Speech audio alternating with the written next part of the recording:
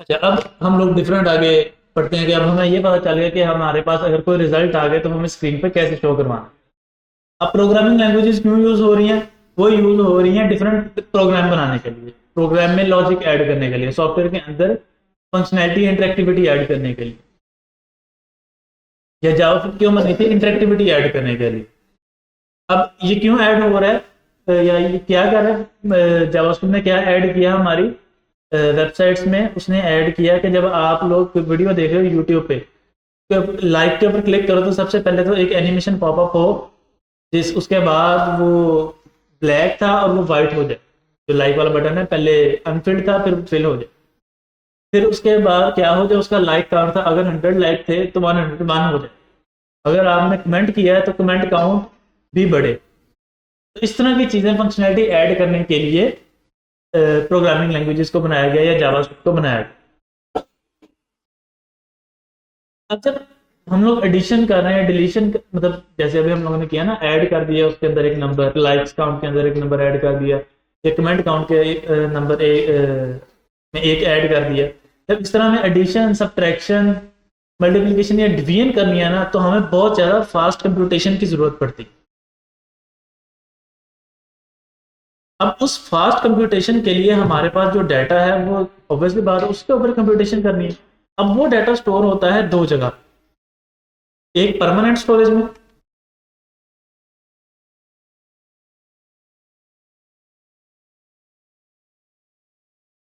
और दूसरी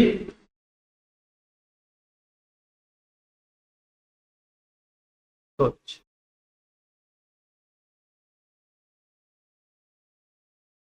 permanent storage है जो हम लोग हार्ड डिस्क इस्तेमाल करते हैं।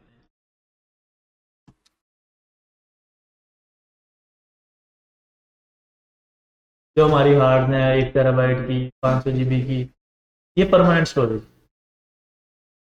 और भी बहुत सारी चीज़ें आ जाती हैं, जैसे आर्काइव्स आ जाती हैं इसमें, और भी बहुत सारी चीज़ें डेटाबेसेस आ जाती हैं। लेकिन स्टिल जितना हम लोगों ने भी पढ़ा है उसमें सिर्फ और सिर्फ एक हार्ड डिस्क ऐसी चीज़ है जो हम लोग परमानेंटली यूज़ करते हैं, जो परमानेंटली डाटा स्टोर करने के लिए यूज़ हो रही है। और दूसरी है जो टेम्परेरी है, उसमें है रैम।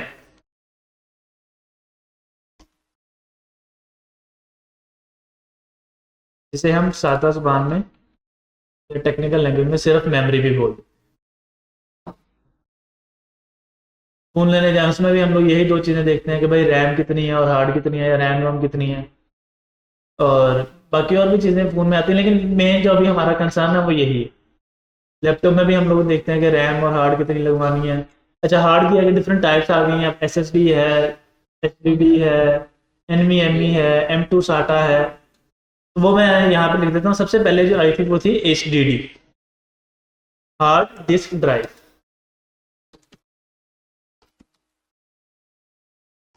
फिर उसके बाद आई थी S S D, solid state drive या डिस्क। फिर उसके बाद आया M2 साटा कार्ड।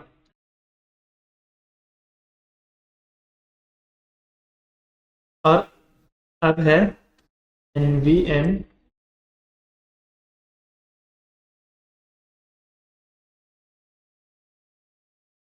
अच्छा, ये फ्रॉम टॉप टू बॉटम इनकी स्पीड बढ़ती जा रही है। सबसे पहले जो एच डी डी है या हार्ड डिस्क ड्राइव है वो सबसे स्लो थी। फिर उसके बाद एस एस डी आई, वो उससे फास्ट है। फिर M2 साटा आया, उससे फास्ट है। और NVMe कार्ड, अब ये सबसे फास्ट अभी तक की टेक्नोलॉजी चल रही है।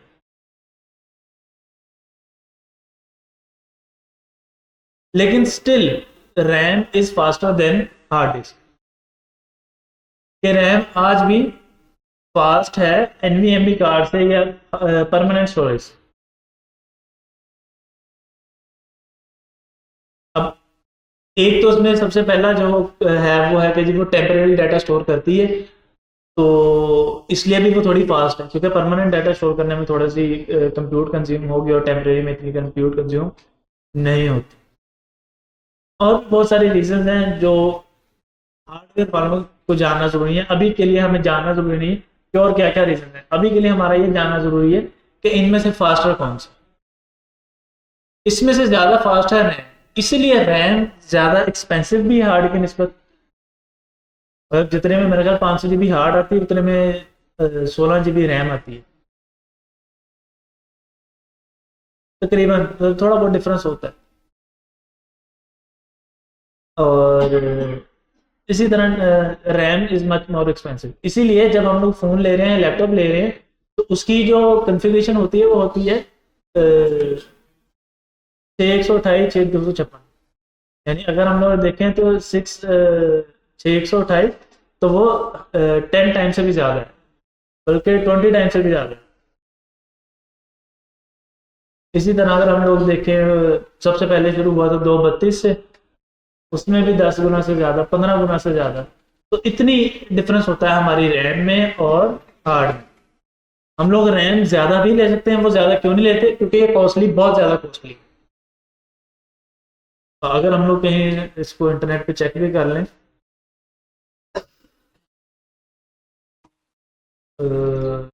Hard disk price in Pakistan,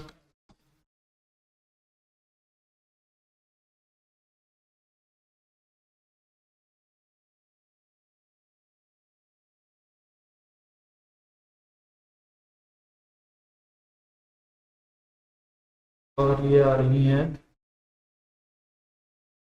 ये 2 TB की आ गई है।500 GB, तकरीबन 3700 की, 16 GB रैम।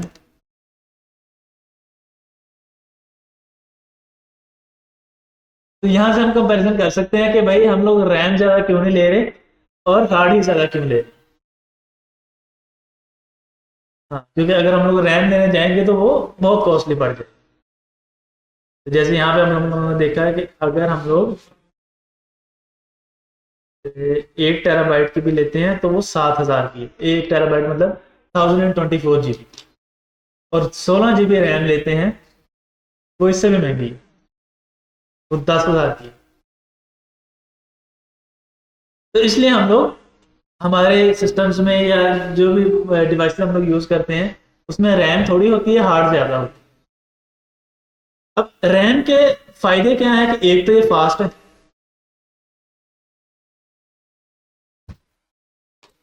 और ये डेटा को टेम्परेरी स्टोर कर ले।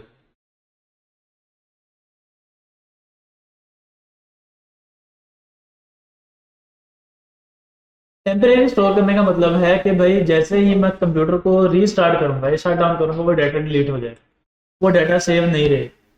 हार्ड मतलब लाइक मैंने अगर कोई पिक्चर डाउनलोड की है, कोई वीडियो डाउनलोड की है या कोई मूवी डाउनलोड की है, और वो मेरी हार्ड डिस्क में आ जाती है, अब मैं अपना सिस्टम बंद कर देता हूँ, 1 हफ्ते बाद 2 हफ्ते बाद मैं ऑन करता हूँ, वो मूवी, वो पिक्चर वहीं पे पड़ी होती है जहाँ पर मैंने लास्ट टाइम रखी, और मैं उसको वहीं से आगे देख लेता हूँ। लेकिन रैम में बहुत सारी चीज़ें ऐसी स्टोर होती हैं जो अगर आप सिस्टम रिफ्रेश करो तो वो डिलीट हो जाएगी। जैसे ये क्लिपबोर्ड है, मतलब हम लोग कॉपी करते हैं ना, कंट्रोल C और कंट्रोल V, कॉपी पेस्ट के लिए हम लोग कमांड चलाते हैं। तो जब आप कोड कर रहे होते हैं तो आपको बहुत ज़्यादा चीज़ें साथ कॉपी करनी होती हैं और साथ साथ ही पेस्ट करनी होती है। तो ये क्लिपबोर्ड होता है जिसके अंदर वो एक पूरा सेट बना देता है। जैसे यहाँ पर मैंने जितनी भी चीज़ें कॉपी की हुई हैं,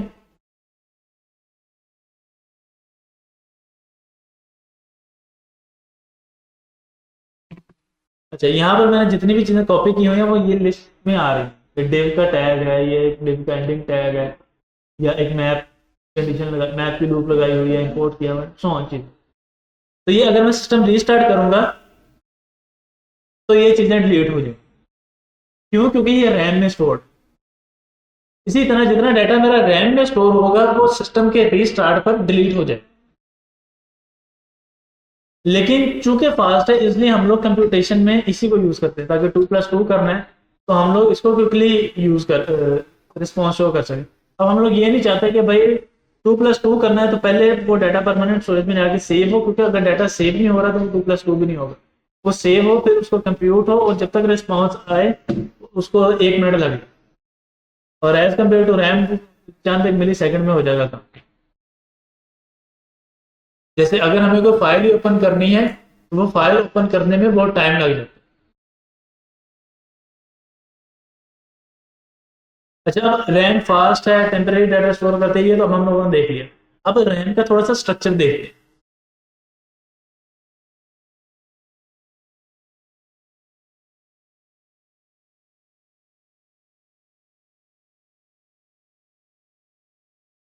पढ़ लो यार, पढ़ लो। सुबह सुबह उठ के आए हो।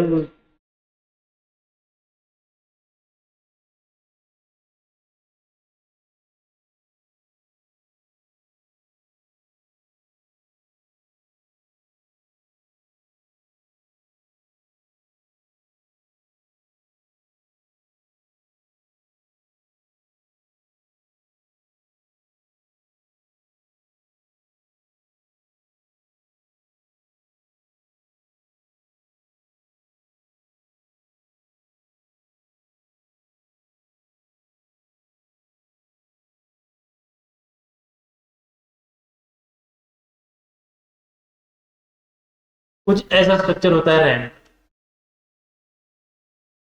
कि रैम पूरी है, उसके अंदर हमें डाटा स्टोर करना है, और उसके अंदर छोटे छोटे छोटे छोटे डब्बे बने होते हैं जिसके अंदर हम डाटा स्टोर करते हैं। पर पूरी रैम ऐसे क्यों नहीं होती, ऐसे डब्बे क्यों बने होते हैं? डाटा को ऑर्गेनाइज करने के। मिसाल के तौर पे अगर हम लोग जैसे महीने का राशन इकट्ठा अक्सर लोगों के घर में आ जाता है, तो अब अगर वो ले आए, एक ही जगह चावल फेंक दिए, बोरे में से निकाल के वहीं पे मिर्चें फेंक दी, वहीं नमक फेंक दिया, वहीं चीनी फेंक दी, और फिर हम बिरयानी बनाने लगे, वो फिर बन गई बिरयानी। तो इसी तरह हम लोग जब एप्लीकेशन चला रहे होते हैं, जैसे इस वक्त मेरा गूगल क्रोम भी चल रहा है, ये कैसे कहते हैं, वाइट बोर्ड एप्लीकेशन भी चल रही है, बैकएंड पे रिकॉर्डिंग भी हो रही है, और वीएस कोड भी चल रहा है, वीएस कोड के अंदर बहुत सारी चीजें चल रही हैं। अब वो सारी की सारी चीजें रैम का कुछ ना कुछ पोर्शन यूज कर रही है। अभी हमें कैसे पता चलता है? ये मेमोरी 36% यूज हो रही है सारी, वो बता रहा है कि कौन सा कितनी यूज कर।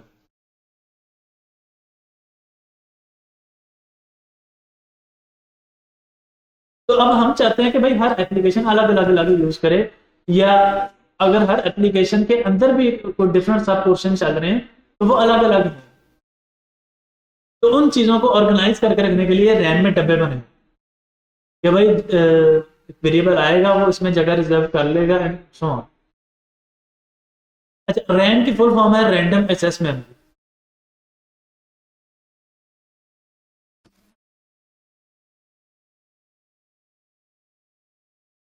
इसका मतलब है कि भाई जब भी रैम में कोई डाटा स्टोर करवाना है या रैम से डाटा पिक करना है, पिक तो वहीं से करेंगे कि जहां पर डाटा स्टोर किया है। जब सेव करना है तो उस वक्त कोई तरतीब फॉलो नहीं होगी, उसको जहां जगह मिलेगी वो लाके डाटा फेंक दे। अब रैम के हर डब्बे, अब डाटा लाके में फेंक तो दिया, या किसी भी जगह पे रख तो दिया, किसी भी डब्बे में सेव तो करवा दिया। अब जब डाटा गेट करना है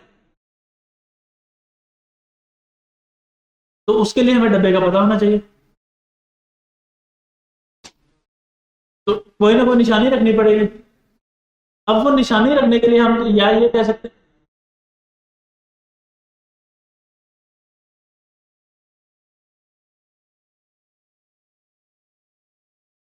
यार अगर आप लोगों ने बात करनी है चले जाए, अटेंडेंस तो हो गई है आप लोगों की, कोई मसला नहीं।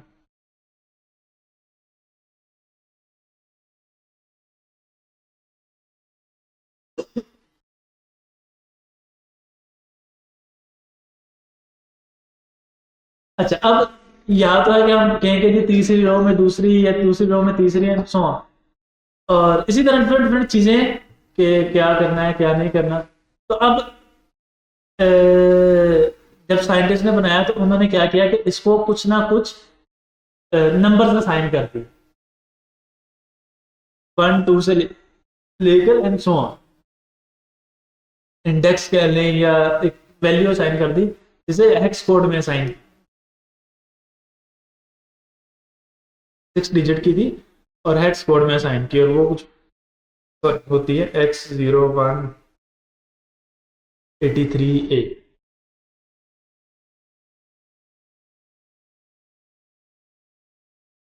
And so on. इसी तरह की एक्स का मतलब है कि हेक्स कोड में है और आगे उन्होंने पूरी की पूरी काउंटिंग असाइन कर हेक्स कोड का हम लोगों ने पढ़ा था जब हम लोग सीएसएस पढ़ रहे थे। तो इसी तरह हर डब्बे को एक वैल्यू असाइन कर दी कि भाई ये हम लोग ने वैल्यू स्टोर कर, भाई ये इस डब्बे का नंबर है, यू आर गुड टू। अब हम चाहते हैं कि भाई मैं 2+2 करूं और 2+2 करने से पहले रैम में डाटा सेव कर। ओके,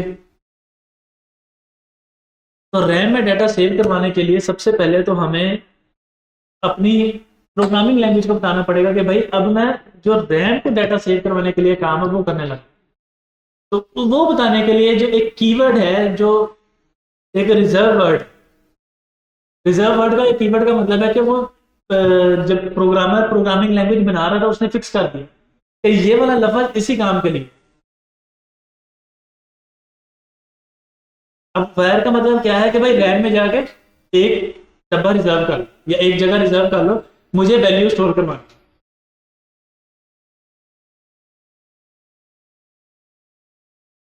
अब वो वैल्यू कौन सी स्टोर करवानी है?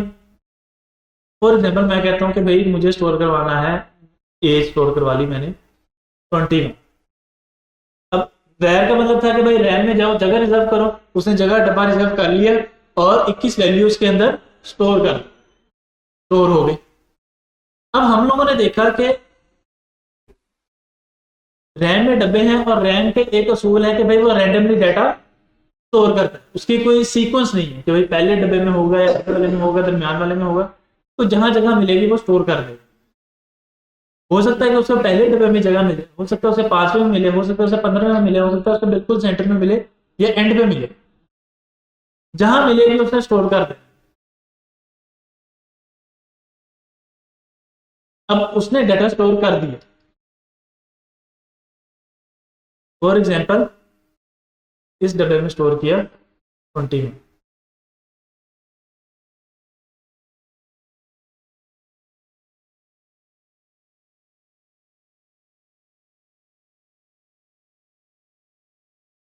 अब जब दोबारा प्रोग्राम चलेगा या कंप्यूटर को रीस्टार्ट किया जाएगा तो इसका मतलब है कि रैम से डाटा डिलीट हो गए, दोबारा आएगा।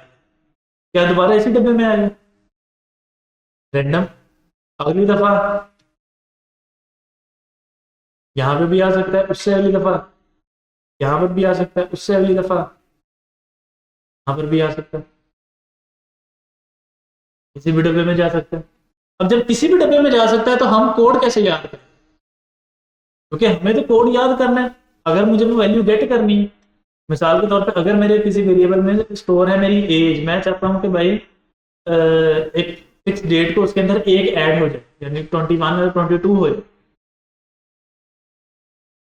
तो मुझे पता होगा कि 21 किस डब्बे में सेव है तो मैं 22 करूंगा उसे, वरना मैं 22 कैसे कर सकता हूँ? तो अब वो चीज मुझे गेट करने के लिए उसका नंबर याद करना पड़ेगा। अब नंबर मैं कैसे याद करूं, क्योंकि नंबर तो हर दफा बदलता जा रहा है। कंप्यूटर रिस्टार्ट कर रहा हूँ या प्रोग्राम को रिस्टार्ट करूंगा तब भी नंबर तो बदल जाएगा, और नंबर इतने सारे याद करना भी मुश्किल है, मैं कितने नंबर याद करूंगा? सोचो ना कि अगर हम लोग एक साइन अप फॉर्म बना रहे हैं अपनी वेबसाइट पर, उसमें सबसे पहले आ जाता है हमारा first name, last name, middle name, फिर उसके बाद sorry first name, middle name, last name, फिर उसके बाद date of birth, father name, वो लास्ट नेम में आ जाता है, CNIC, profile picture, email, password, फिर उसके बाद फोन नंबर, जेंडर, एड्रेस, और फिर पोस्टल एड्रेस, और क्या से कहते हैं एक street address, permanent address, postal code, और ये इतनी सारी चीजें आ गई। अब इतने सारे नंबर मैं कैसे याद करूं? और हर दफा ये नंबर बदल जाने हैं, मतलब अगर ये 15 वैल्यूज है, मुझे 15 नंबर याद करने पड़ेंगे और 15 हर दफा बदल रहे हैं, तो ये काम करना अब बड़ा मुश्किल था। नंबर याद नहीं रहते, अब 15 जानों के फोन नंबर ही याद नहीं हमें। ये तो जो फिक्स है बंद हो गए, ये नहीं कि भाई वो चेंज कर रहे हैं 5 मिनट बाद, ये 5 मिनट बाद बदल जाना है। तो ये काम करने के लिए साइंटिस्ट ने क्या किया कि उन्होंने कहा कि आप लोग एक काम करो, वेरिएबल को कोई नाम दे। जैसे मैं कहता हूं कि मैंने इस वेरिएबल को नाम दे दिया एज। अब बैकेंड पर हम लोग खुद ही देख लें, हम लोग खुद ही बैकेंड पे कोड लिख देंगे जो इस नाम को उस नंबर के साथ अटैच कर दे। जो भी नंबर है वो इस नाम के साथ आके अटैच कर दिया जाए। अब आपको नंबर याद करने की जरूरत नहीं, आपको वेरिएबल का नाम याद रखना जरूरी। अब नाम याद रखना आसान है, क्योंकि अब 15 लोगों के नाम हमें पता है, 15 लोगों के नंबर नहीं मुझे याद। तो अब नाम याद रखना होगा, ठीक है जी, ये आसान लगा तो हम लोगों ने ये देख लिया ठीक है जी। तो बैकेंड पे उन्होंने जो भी लॉजिक लिखी है कि भाई जैसे ही हम वेरिएबल डिक्लेयर करते हैं, वेरिएबल जाके रैम में जगह रिजर्व करता है, उसका जो भी एड्रेस है वो वापस आता है और वो इस नाम के साथ बाइंड कर दिया जाता है कि एज इसका एड्रेस हो गया ये वन, नेम इसका एड्रेस है ये, फर्स्ट नेम लास्ट नेम इसका एड्रेस ये, सो जहां मर्जी सेव हो जाए, रैम के जिस मर्जी कोने में सेव हो जाए, उसको ऑटोमेटिकली वो आगे असाइन हो जाए।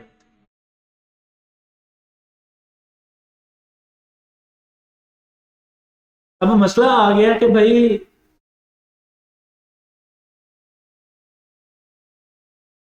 हमारा जो प्रोग्रामिंग लैंग्वेज है उसे ये फर्क कैसे पता चलेगा कि ये वेरिएबल का नाम है, ये वैल्यू है।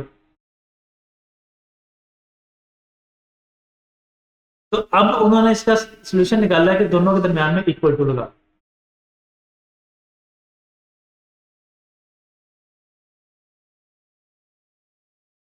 वह जो कीवर्ड है, रिजर्व वर्ड है, उसका काम क्या है कि रैम में जाके जगह रिजर्व कर लो कि भाई मुझे यहाँ पे कोई ना कोई वैल्यू स्टोर करवाना।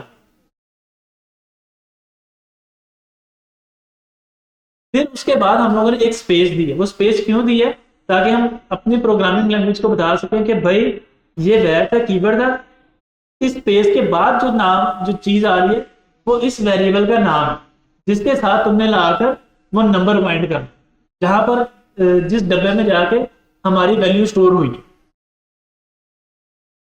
फिर हम लोगों ने लगाया इक्वल का साइन। इक्वल का साइन क्या है, वो डिफ्रेंशिएट कर रहा है कि ये वेरिएबल का नाम है, ये वेरिएबल की वैल्यू है। राइट साइड में जो लिखी है वो वैल्यू है और लेफ्ट साइड में जो लिखा है वो नाम।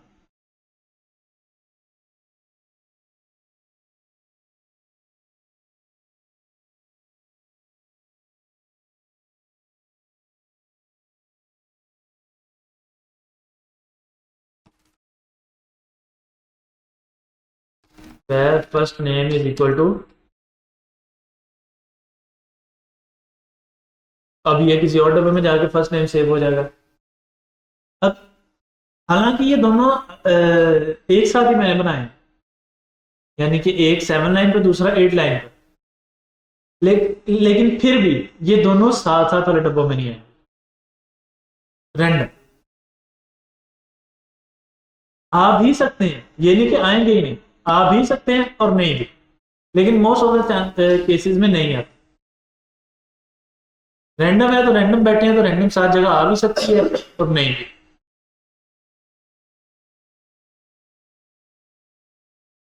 इसी तरह हम लोग जितने मर्जी वेरिएबल आगे बनाते हैं। वेरिएबल बनाने से क्या है कि सबसे पहले वैर और रैम में जगह रिजर्व कर रहा है, फिर हमने नाम लिख दिया, इक्वल टू लगा के उसकी वैल्यू से असाइन कर।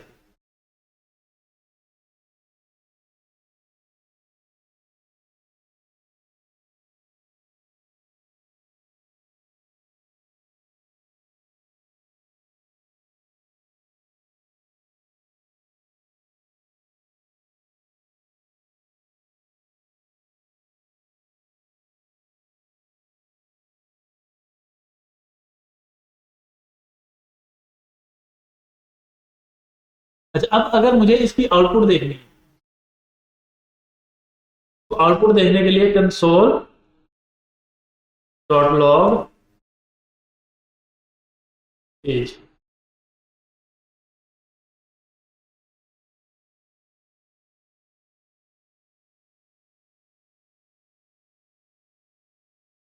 अब हमें कोटेशन खत्म करनी पड़ेगी। कोटेशन का मतलब क्या है, इन्वर्टेड कॉमा में जो लिख दिया वो एज इट इज प्रिंट हो जाए। कंसोल डॉट लॉग के अंदर हम लोग अगर ज्यादा वैल्यू भी प्रिंट करवानी है तो कॉमा डाल के दूसरी वैल्यू लिख सकते हैं। एक वैल्यू प्रिंट करवानी है तो वो तो वैसे ही आ जाएगी, और अगर ज्यादा करवानी है तो पहली वैल्यू कॉमा दूसरी वैल्यू।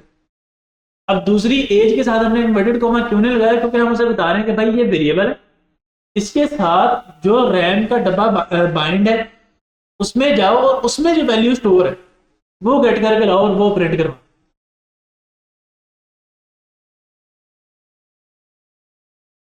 एज 20।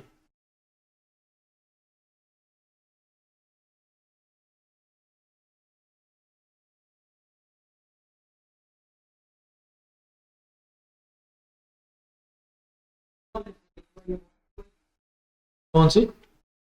ये आ गया ना 21। नहीं नहीं, कंसोल एक ही है, लेकिन उसके अंदर हम लोगों ने मल्टीपल वैल्यूज ऐड कर दी हैं। एक एज इन्वर्टेड कॉमास में और comma as without inverted comma. जो विदाउट इन्वर्टेड कॉमा है इसका मतलब है कि भाई ये एक वेरिएबल है और इसके साथ जो रैम का डब्बा बाउंड है या बाइंड है उसके अंदर जो वैल्यू स्टोर है वो प्रिंट करो। अब वो कैरेक्टर प्रिंट नहीं करवाएगा या स्ट्रिंग प्रिंट नहीं करवाएगा, वो अब वैल्यू लेके आएगा। वो वैल्यू नंबर भी हो सकती है, वो वैल्यू स्ट्रिंग भी हो सकती है, या आगे जाके जितने भी डेटा टाइप्स पढ़ेंगे उनमें से कुछ भी हो सकता है।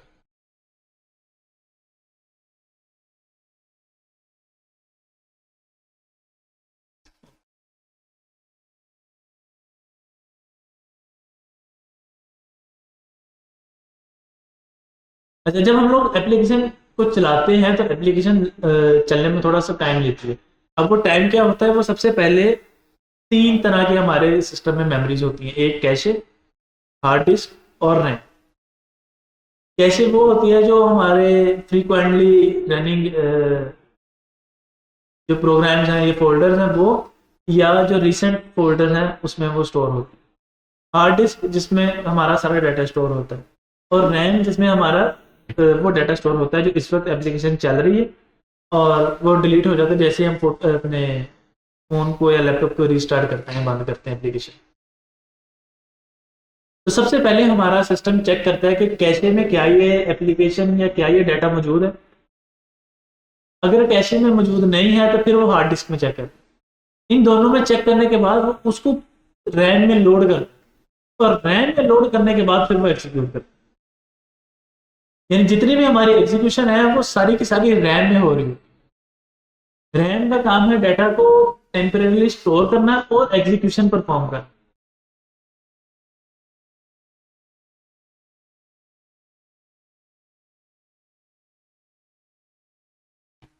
इसीलिए अक्सर मोबाइल फोन्स में या अक्सर हम लोग जब लैपटॉप लेते हैं तो हम लोग ये प्रेफर करते हैं कि ज्यादा से ज्यादा रैम हो ताकि परफॉर्मेंस अच्छी हो। परफॉर्मेंस के लिए और भी बहुत सारी चीजें डिपेंड करती हैं, लेकिन रैम इसका एक मेजर पार्ट। सबसे बेस्ट तो नहीं कह सकते क्योंकि हाँ, अभी के लिए कह सकते हैं, लेकिन रैम एक मेजर पार्ट है परफॉर्मेंस के लिए। अच्छा, अब हमें पता चल गया कि रैम में जगह कैसे डब्बा कैसे रिजर्व करना है और उसमें से वैल्यू कैसे निकालना। अच्छा, अब बहुत सारी एप्लीकेशन चल रही हैं, जैसे अभी हम लोगों ने टास्क मैनेजर में जाके देखा कि बहुत सारी रैम यूज हो रही है। तो अगर इसी तरह करते करते करते रैम पूरी फिल हो जाए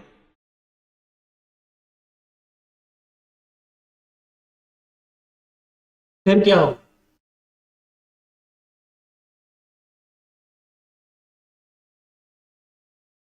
क्यों पॉसिबल क्यों नहीं है?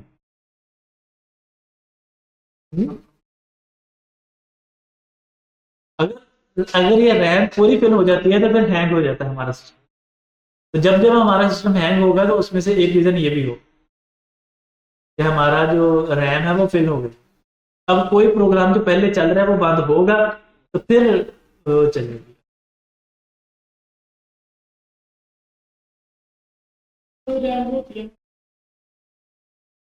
यार वर्चुअल रैम वो बस होती है, वो बस नाम के लिए होती है, मतलब उसका इसके साथ कंपैरिजन कोई नहीं। मतलब वो मैं आपको बताता हूँ क्या है कि वो बाजू का ना उन्होंने हार्ड डिस्क का एक जो स्मॉल पार्ट जो कह लें ये एक स्मॉल पोर्शन स्लाइस में बना के उसको रैम की तरह यूज कर रहे हैं। ये नॉर्मली तो वो हार्ड डिस्क ही है, लेकिन अगर जरूरत पड़ेगी तो वो रैम भी बन जाए। तो आपको सिस्टम में बहुत सारे सॉफ्टवेयर मिल जाएंगे। मैं जब शुरू शुरू में मैं आपको चलो थोड़ा सा बताता हूँ, मैंने शुरू शुरू में काम किया था तो मेरे पास जो कंप्यूटर था वो भी काफ़ी तो उसकी मेमोरी थी, आई थिंक सो 4 GB थी शायद, ये मतलब बहुत थोड़ी उसकी मेमोरी थी। फोटोशॉप चलाते हुए अक्सर उसकी रैम खत्म हो जाती थी, वो ऊपर ही ऑप्शन दे देता कि भाई मेमोरी खत्म हो गई, क्लीन करो। तो वो फिर मैंने बड़ी रिसर्च की, भाई यूट्यूब देख ये कर वो कर, वहां पर मुझे मिला। तो भाई आप इसको अपनी यूएसबी को बनाए ये। अब मैं रैम पता किया कि भाई रैम तो बड़ी महंगी है, उस 32 GB की यूएसबी मुझे 1000 रुपीज की मिल गई, और वो मैंने ला कर रैम बना ली, लेकिन उसने काम कोई नहीं किया मेरा। तो वो एक तरह से आपको थोड़ा सा एच दे देती है, लेकिन वो रैम नहीं, क्योंकि अगर वो रैम ही है तो फिर आप सारी की सारी उसको वर्चुअल कर, और अगर वो रैम नहीं है तो फिर मार्केटिंग गिमिक है। तो वो बिक रहा है, उनका चल रहा है, जो नॉन टेक्निकल लोग हैं वो ले रहे हैं। 8+16,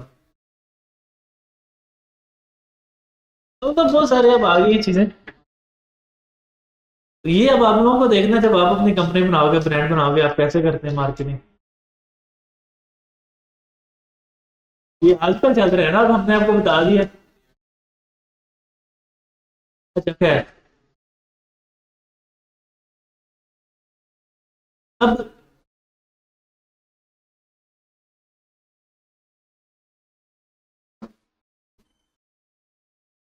अच्छा अभी तक ना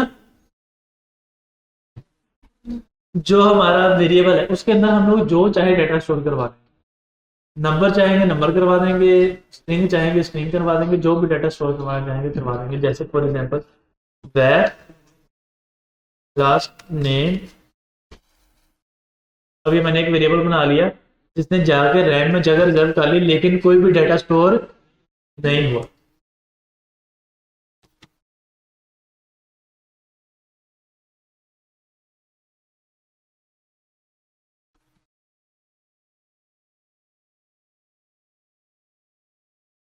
और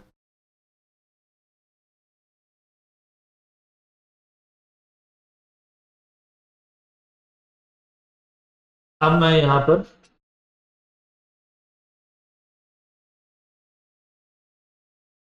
क्या हुआ, एरर आ रही है। एक मिनट मैं वो भी करता हूँ।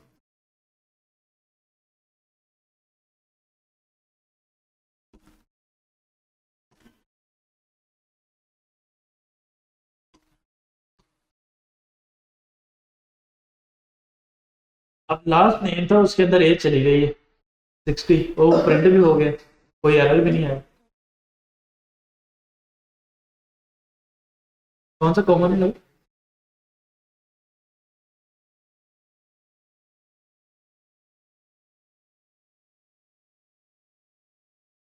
मैं वही कहना चाह रहा हूँ ना कि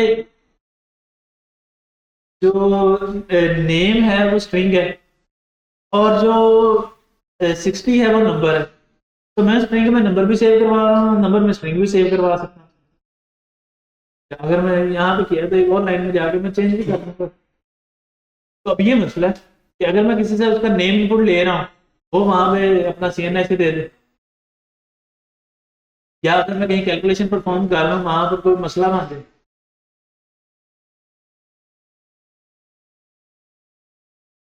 ये मसला है।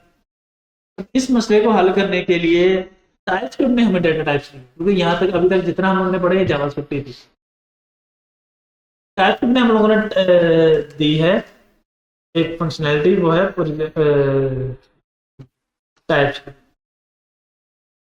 वेरिएबल माय नेम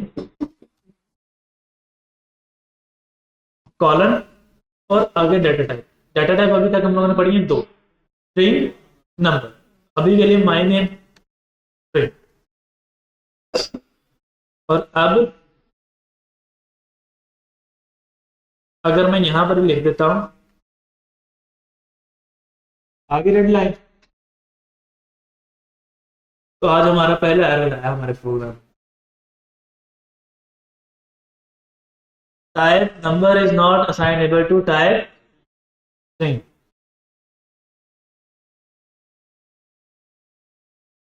तो अब हमने उस डब्बे को डिफाइन कर दिया कि भाई ये डब्बा है और ये इसी काम के लिए।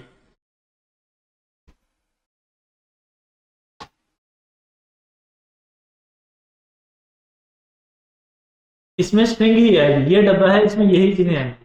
जैसे फॉर एग्जांपल हमारे किचन में कुछ जो बॉक्स में वो ऑलरेडी प्री डिफाइंड होते हैं कि इसमें मिर्ची आएंगी, इसमें नमक आएगा, इसमें चीनी आएगी, इसमें चाय पत्ती आएगी एंड सो ऑन। अब अगर हम लोग मिर्चों वाले में चीनी डाल दें या चीनी वाले में मिर्चें डाल दें तो टेस्ट खराब हो जाएगा फूड का।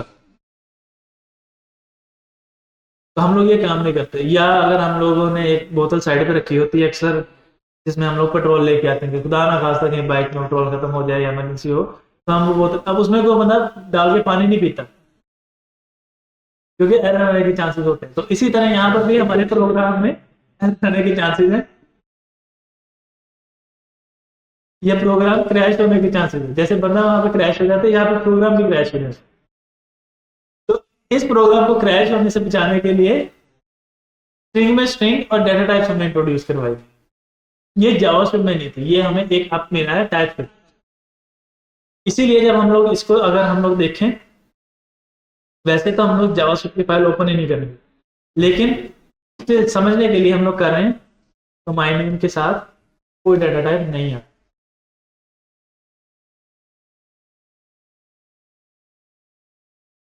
हम लोगों ने तो यहाँ पे लिखा है माय नेम स्ट्रिंग।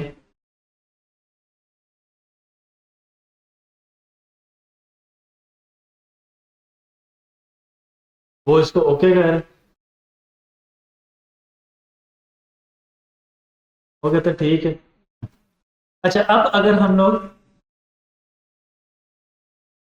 अब ठीक, हालांकि नंबर ही है, लेकिन हमारे कंप्यूटर को ये नहीं पता कि ये नंबर है या ये अल्फाबेट है। उसे बस ये पता कि इन्वर्टेड कॉमा में लिखा है स्ट्रिंग है, बस। उसने ये नहीं देखना कि भाई ये नंबर है ये क्या है, बस उसने ये देखना है कि इन्वर्टेड कॉमा में लिखा है स्ट्रिंग है, विदाउट इन्वर्टेड कॉमा लिखा है नंबर है। और नंबर के साथ वो मैच करके देखेगा कि अगर वो नंबर्स की रेंज से बाहर है तो वो आपको एरर दे दे। जैसे फॉर एग्जांपल मैं एक और वेरिएबल डिफाइन करता हूँ, वेर एज टू नंबर, और मैं यहाँ पे लिख देता हूँ। अब वो एरर आ, अब एरर क्यों आ रहा है, वो सबसे पहले देखना चाह रहा है कि क्या ये कोई वेरिएबल का नाम है। अगर नहीं तो फिर, जैसे अगर मैं यहाँ पे लिख दूँ एज, तो उसने कोई एरर नहीं दी, हालांकि ये भी अल्फाबेटिक है क्योंकि ये हम लोगों ने एज का एक वेरिएबल बनाया है। अब क्या हो रहा है कि भाई एज की जगह पे जा रहा है, वो वहां से वैल्यू गेट करके वो यहाँ पे सेट कर रहा है।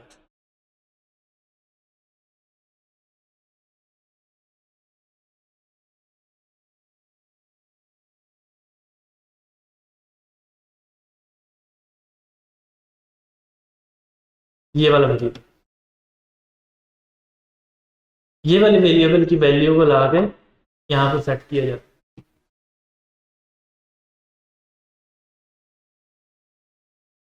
है। वो इफ कंडीशन जब हम डबल और ट्रिपल इक्वल वहां पे, अभी के लिए ये असाइनमेंट ऑपरेटर, वो हम लोग चेक करेंगे जब हम लोग इफ कंडीशन पढ़ेंगे। इफ कंडीशन हमारी आएगी नेक्स्ट लेक्चर में, कल हो कल। टाइप ऑफ सभी टाइप पता चलेगा।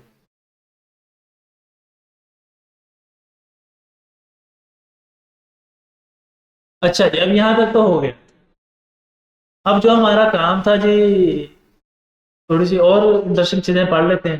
अब हम लोगों ने दो चीजें सीख ली। एक चीज सीख ली जो बाकी लोगों को नहीं आती, कि रैम में डाटा कैसे स्टोर करवाना वेरिएबल के थ्रू। मतलब वैर का कीवर्ड और नेम इक्वल टू, और रैम में हमें डाटा सेव करवाना आ गया। अब हमें पता है कि भाई रैम में डाटा कैसे सेव करवाना है। ये आज हम लोगों ने एक नया, ठीक है। फिर उसे कंसोल पे कैसे प्रिंट करवाना। अच्छा अब हम लोग देखते हैं कि भाई ऑपरेटर्स क्या है। अच्छा ये कुछ कमेंट्स होते हैं, कमेंट्स हम लोग यूज करते हैं अपने प्रोग्राम को एक्सप्लेन करने के लिए कि ये वाली लाइन या ये वाला फंक्शन मैंने इस काम के लिए बनाया, या इसका जो रिमेनिंग पार्ट है वो इस फाइल में मिल जाएगा। इस तरह के डिफरेंट डिफरेंट कमेंट्स करने के लिए। तो कमेंट्स क्या होती हैं? ऐसी लाइन या ऐसी चीजें जो एग्जीक्यूट नहीं होती। जैसे फॉर एग्जांपल मैं यहाँ पे लिख दूंगा कंसोल डॉट लॉग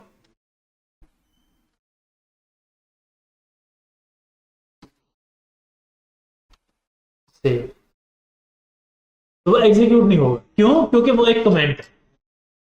तो कमेंट एक ऐसी लाइन है जो एग्जीक्यूट नहीं होगी। अच्छा, अगर आपने सिंगल लाइन को कमेंट करना है तो स्टार्ट में 2 स्लैशेस आ,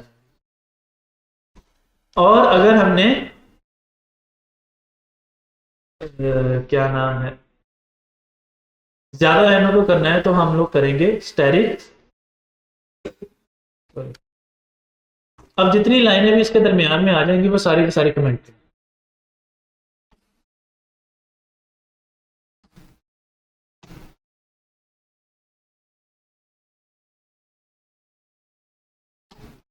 अच्छा जी, वेर और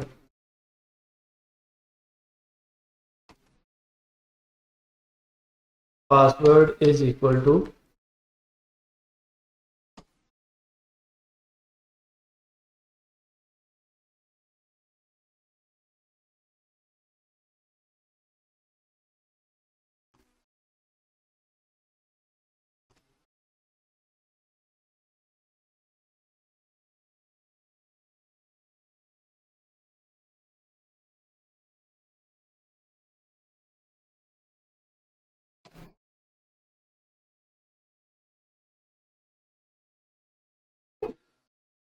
अच्छा स्ट्रिंग को डिफाइन करने के ये 3 तरीके हैं।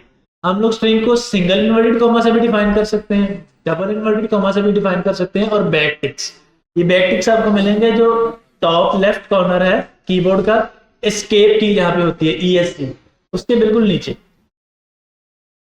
वो जो मद्दा सा बना हुआ है उसके नीचे, मतलब ये वो वाले बटन से आपको मिले। अच्छा, अब इन दोनों में नुकसान या इन दोनों का मसला क्या है? इन दोनों में मसला ये है कि अगर हम लोग एक पैराग्राफ लिख रहे हैं या एक लाइन लिख रहे हैं, जैसे फॉर एग्जांपल मैं इसे सेव करता हूँ। अच्छा, जैसे ही मैं सेव करता हूँ तो मेरे सारे ऑटोमेटिकली डबल हो जाते हैं। क्यों? क्योंकि प्रीटियर एक्सटेंशन इंस्टॉल है, उसके अंदर सेटिंग हुई हुई है प्री डिफॉल्ट। वैर ये मैं करवा दूंगा आप लोगों को, अभी इसकी जरूरत नहीं है, जब हो गया वो करवा दूंगा। अब मैं कहता हूँ कि भाई कायदे आजम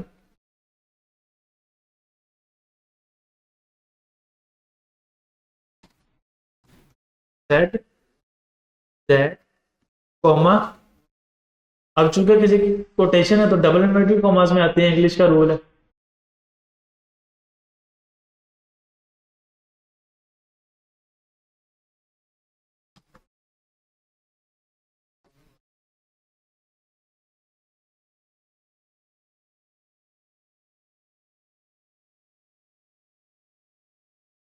ये एरर आ गया। अब ये एरर क्यों आया? ये एरर आने की वजह है कि हम इन्वर्टेड डबल इन्वर्टेड कॉमा के अंदर डबल इन्वर्टेड कॉमा यूज नहीं कर सकते, सिंगल कर सकते हैं। इसी तरह सिंगल के अंदर डबल कर सकते हैं, उल्टा कर सकते हैं। क्यों? क्योंकि अभी के लिए हमारे सिस्टम को लग रहा है कि भाई ये वाले जो इन्वर्टेड कॉमा यहाँ से शुरू हुए और यहाँ पर एंड, और फिर अगले यहाँ से शुरू साथ ही एंड, तो दरमियान वाली जो स्ट्रिंग है वो उसको वेरिएबल समझ।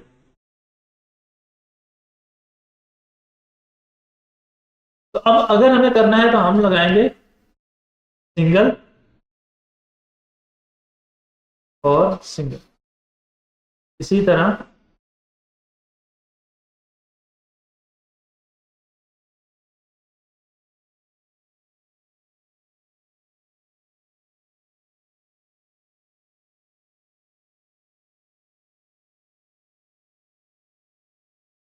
ये हमें उल्टा करना है।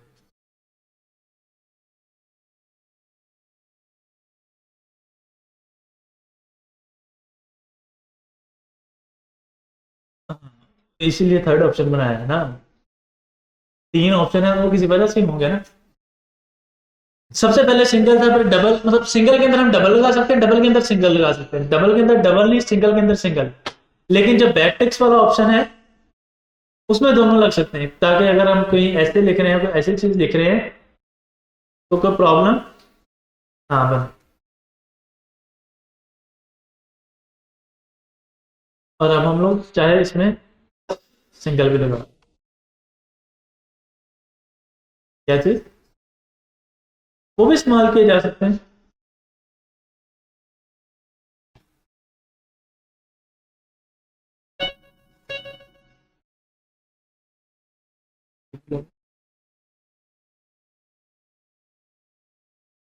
क्या दिया था?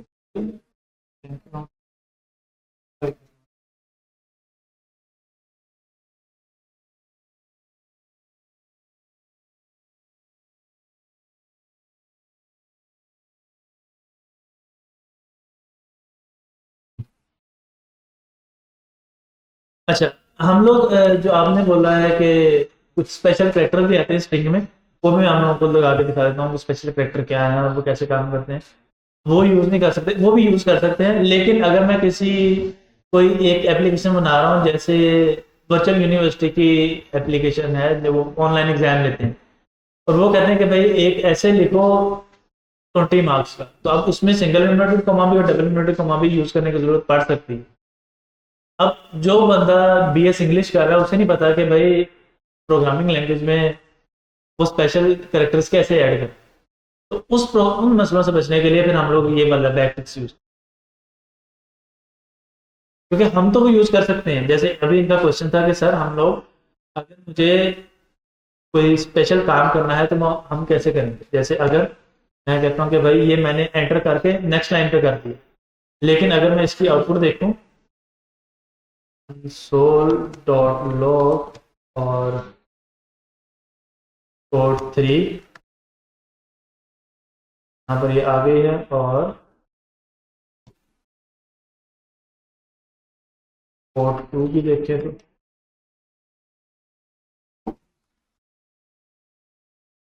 वो एरर दे रहा है। क्यों एरर दे रहा है? क्योंकि अब अगर मुझे ये काम यहाँ पे करना है तो हम इसको backslash N, backslash कहाँ पे है?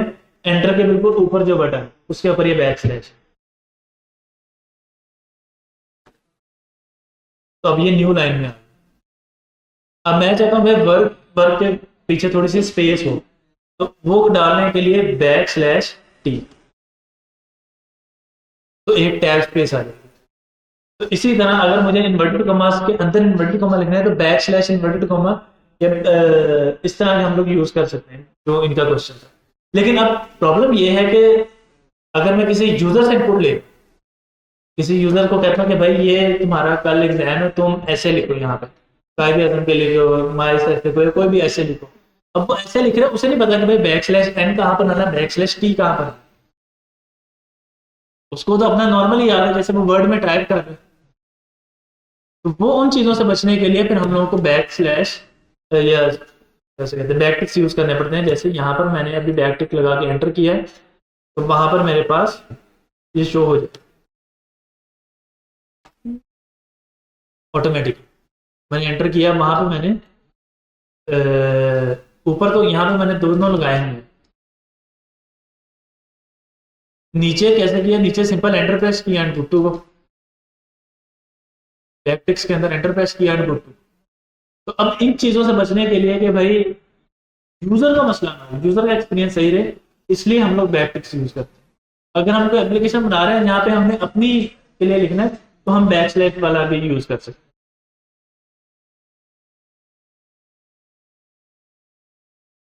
अच्छा जी, बैक स्लैश एन है, बैक स्लैश टी है, और इसी तरह back slash single inverted comma है और back slash double inverted comma है। और अगर हमें बैक स्लैश कहीं लिखनी है तो डबल बैक स्लैश वहां पर प्रिंट लिखना पड़ेगा, तो ये बैक स्लैश आएगी। सिंगल बैक स्लैश के साथ ये प्रिंट नहीं होगी।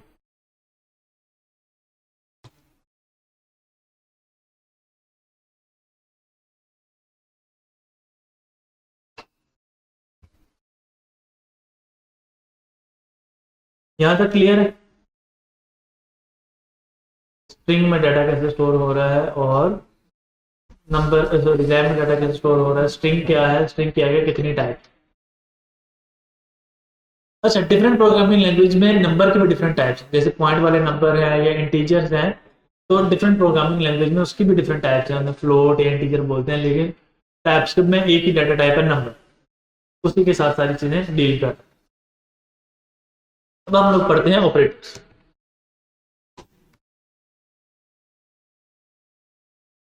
ऑपरेटर क्या है कि जो मैथमेटिकल ऑपरेशन परफॉर्म करने के लिए इस्तेमाल होंगे, एडिशन है, माइनस है, सब्ट्रैक्शन है and so on.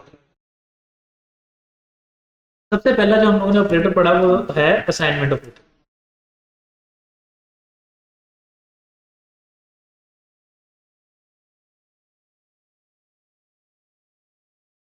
Assignment operator क्या है, इज इक्वल टू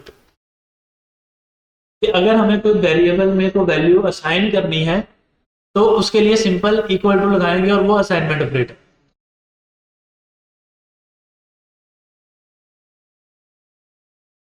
नॉर्मल अगर हम लोग बात करें तो हम लोग इसे मानते हैं इक्वल टू का ऑपरेटर कि ये वैल्यू इसके इक्वल, लेकिन प्रोग्रामिंग लैंग्वेजेस में इसी को बोलते हैं असाइनमेंट ऑपरेटर कि हम ये वाली वैल्यू इस वेरिएबल को असाइन कर।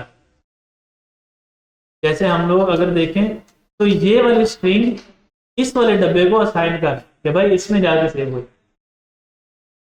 इसी तरह सारी वैल्यू। अब इनके बाद जो हमारे normal day to day use में आते हैं वो है arithmetic operator.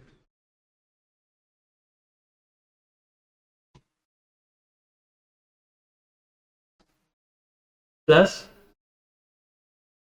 Minus, multiplication, division, और फिलहाल के लिए यही का, फिर आगे हम लोग। अच्छा जी, var number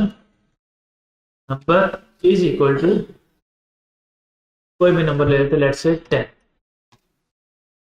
where num2 number is equal to 20। अब अगर मुझे सेव करवाना है तो var result is equal to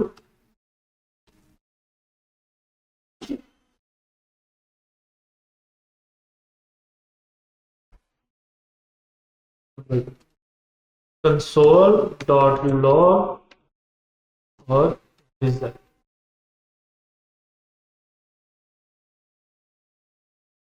ये 30 ऐड हो गए हमारे पास, प्रिंट हो गए।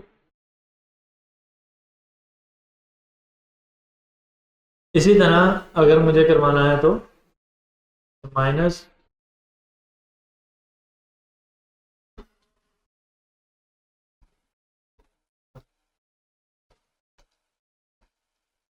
तो -10 आ, 10 -20 है क्योंकि 20 बड़ा है और 10 छोटा है। तो ये मैथमेटिक्स में हमने पढ़ा है कि बड़ी रकम वाला जो साइन है, बड़ी वैल्यू वाला साइन आएगा, तो यहाँ पे 20 पढ़ा था तो वो वाला साइन आएगा। अच्छा जी, var result 3 number is equal to num1 multiply by num2 console dot log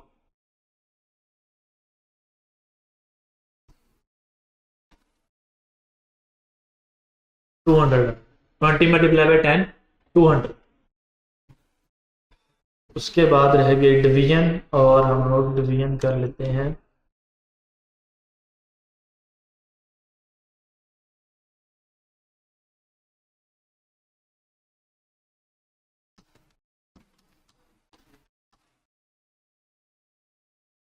num2 divided by num1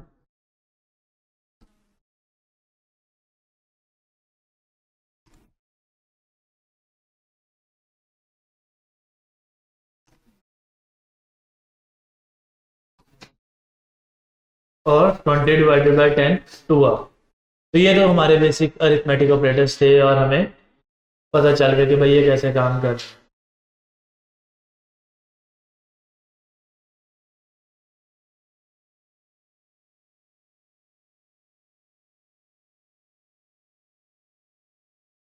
बस करें?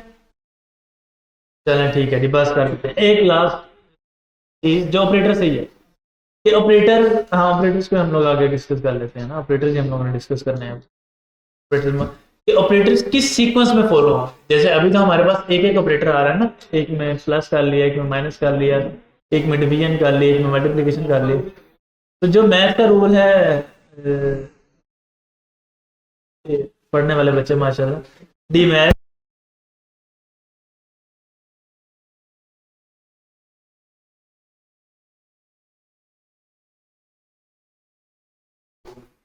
डी मैथ रूल है इसमें डिवीजन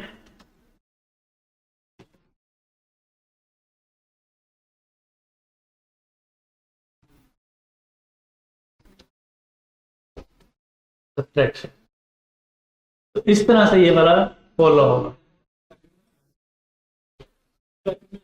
वो सबसे पहले ब्रैकेट सॉल्व होगी ना, फिर उसके बाद ये सारी चीजें बोर्ड मैच करके मैं कल रूल बनता है।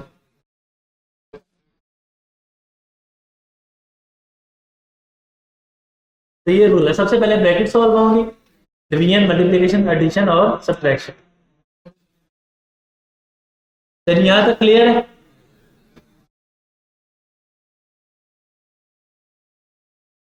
कितनी लाइंस बनती हैं? एक, दो, तीन, चार, पाँच, छः,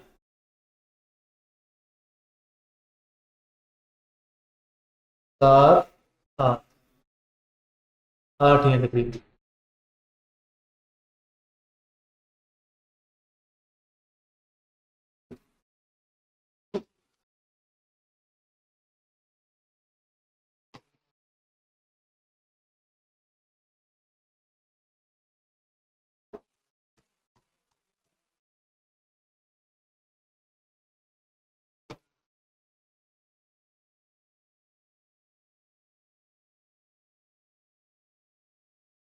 तो जी पांचवी लाइन में कितने बंदे हैं? पहली लाइन ये होगी, दूसरी, तीसरी, चौथी और पांचवी। अच्छा, एक, दो और तीन, चार, पाँच, छः, सात, ये आपके साथ में बैठा है अक्षर?